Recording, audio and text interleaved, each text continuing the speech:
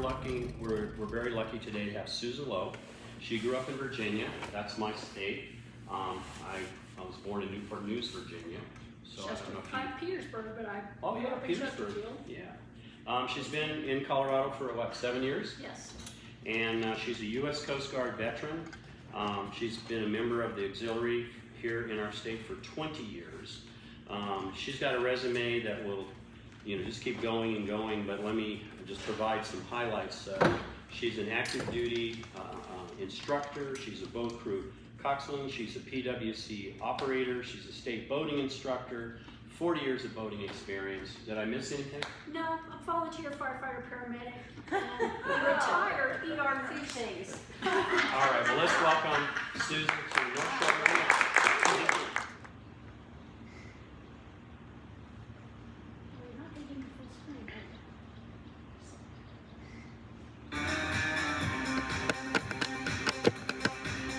I'm sorry, I'm not giving you full screen.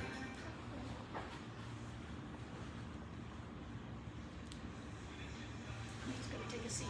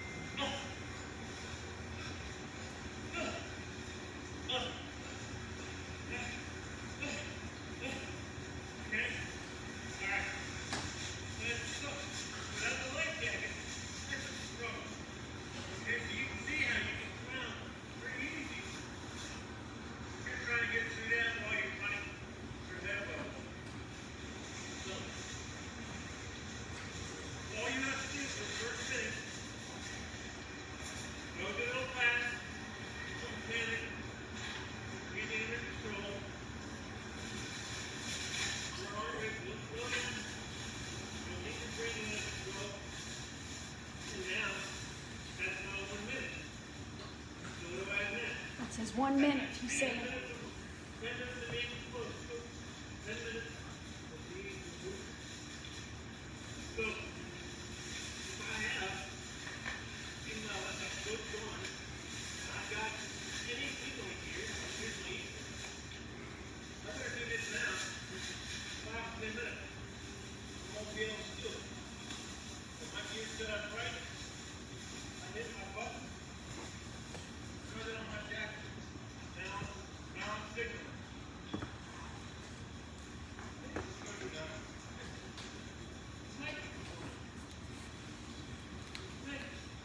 Can you turn that off at all?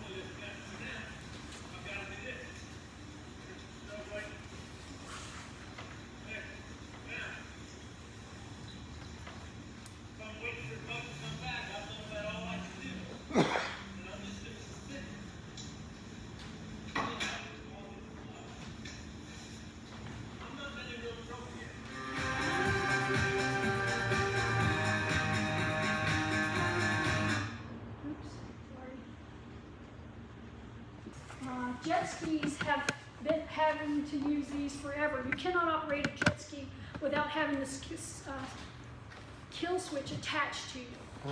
The same thing with boaters. If you go overboard, your boat's going to keep on going if you don't have a kill switch on. And how many of you have seen the pictures of boats just circling and running around till it hits something? Did y'all do that? It happens. It just happens. It's one of those things. Think about the temperatures here that we have in Lake Pueblo. It can be hot as heck, and we have to hydrate. Be aware of heat exhaustion and heat stroke. Heat exhaustion, you feel weak, you want to vomit, you're sweaty, you're red, you don't feel good. Heat stroke, you've stopped sweating. You may feel cold. Sorry, I'm spitting. I apologize.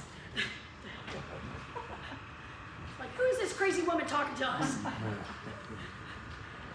You may feel a chill. You may pass out. This heat, okay. Heat stroke itself is a major medical emergency. And making sure that you recognize that is half the battle. Someone may start getting drowsy, fall over, sit down, weak. They may be beet red, or they may be unable to talk to you. That's kind of a heat stroke. That's something you need to call an ambulance for right away. Which one's Cool the them sweating? down. What? Which one's the one that you sweat and the other one you don't? Heat exhaustion. Okay. You'll be sweaty, you'll be wet, you may be having cramps because you're losing sodium and potassium. How many of you have worked in your yard or worked outside all day and sweated and done that and then get cramps at night? That's because you've lost your electrolytes and they need to be replaced. When you get to that point, if you have to do the same thing the next day, your chances of having a heat stroke or a true medical emergency double, and it doubles very quickly. If you worked outside 6 hours, maybe in 2 hours you're down. Now, healthy individuals can do that stuff all day long. Can I? I'm an old lady, I can't.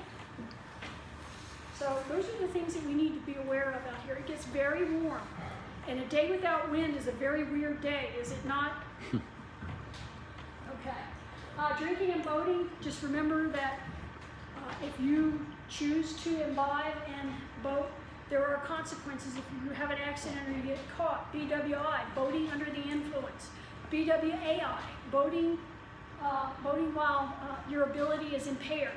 What that means is that BWI is your blood alcohol content is a 0.08 or above. If your BWAI, boating while your ability is impaired, your blood alcohol is between 0.5 but under 0.8. You can still get prosecuted. If you're under 0.5, chances are they're not going to do anything, but they're going to give you, probably a big talking to or a ticket or something. But anyway, be aware that these penalties go on your driving record and can affect your car insurance. Surprise! Did anybody know that? Now you do. Do they still have the right to impound your boat? They can, depending on what's going on. And I apologize for the allergy stuff. They can, depending on what's going on. If it's a major accident with fatality, they will most likely impound the boat for the investigation. And that just means they're going to bring it to the Marina and hold it here until the accident investigators come in. A lot of times outside of areas like this, you'll have a marine accident board come in and they will, go through everything. They'll have you do a 72-hour sheet. What were you doing 72 hours leading up to this incident? Surprise! Like I would I have to start remember. tracking this down. 3 days. Yeah, that kind of thing. I remember what I had for Yeah, breakfast. emergencies when there's an emergency, that's not the time to be looking for your equipment. You need to know where it is. You need to know you have it, where everybody on the boat needs to know where it is, and that it's in working order. Show your passengers how to use the equipment. Where is it? Think about the sizing of the life jackets before you leave the dock. What about wearing your life jackets?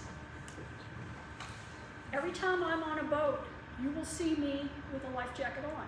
And I bring my boat out here and I patrol for the Coast Guard. I have the big orange thing and the banners on my boat, and if you need a tow or something, I'm there to help you. And I do what I call a howdy patrol. I go by, say howdy, and I talk about boating safety, see how your day's going. Hey, how's your fishing going? Where's a hot spot? Tell me. That kind of thing. 13 and under, unless they're in a cabin or in an enclosed space, have to have it on. Fire extinguishers to use it. There's an acronym called PASS. Pull, aim, squeeze, and sweep at the base of the fire. And you can do this with your passengers, just demonstration, but don't actuate the fire extinguisher. Yes? What is an enclosed space? Is it the cockpit? It could be an with the enclosed rails cockpit or with a the- cabin underneath. But how? A I guess houseboat how? has an enclosed space up top, Yeah. so that you don't have to have them on in there. I think it has to do with having a rail all the way around that they can't get out of, Yeah. and a door that they can't just get out of, like a closing door. It has to be like an enclosed space, or it has to be down below deck. And when we got stopped, our grandkids were in our cockpit, and they said they have to be in the cabin. if they don't have a You said vest. it wasn't enclosed enough. Yeah. So If it it's got wasn't the close zip ins, enough. Yeah, that's right. It might have just been a bad day, I don't You said know. you'll look around, look at our boats, because I've got double lifelines in Oh, yeah. cockpit. So in July of last year, there was a young man. He was, I think, I can't remember how old they said he was. He's a former lifeguard. He was a great swimmer. He was on a paddleboard in Lake and Dillon Reservoir, and he was separated from his board when one of those microbursts came out. And you know how we get those, the sudden winds and things like that. He got separated from his board and he drowned. They got him a little while later. They found the body. His boat or his paddleboard was still floating. They found it. It had a life jacket strapped to it, but it wasn't on. If you were in a paddle craft, stay with the vessel. Go with the vessel. Go with the boat. If you fall off a paddleboard, forget the paddle. Go for the board. You can get yourself up on that board and paddle like this to your paddle and do this, you know. But that paddle is not going to save your life, but that board will. Guy was a great swimmer. This can happen. Does this happen here? Did this happen here? It does. A lot of things are operation where people don't know how to operate. Look at the jet ski accident last year.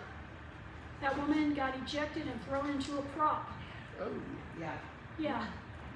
That was, and prop injuries are part of that 200-some thousand injuries that happen every year around boating that don't even have to do with a boating accident. So think about this, Yeah, keep this in it happens mind. out there too. The safer you are, the safer the people around you are. Do you have any questions?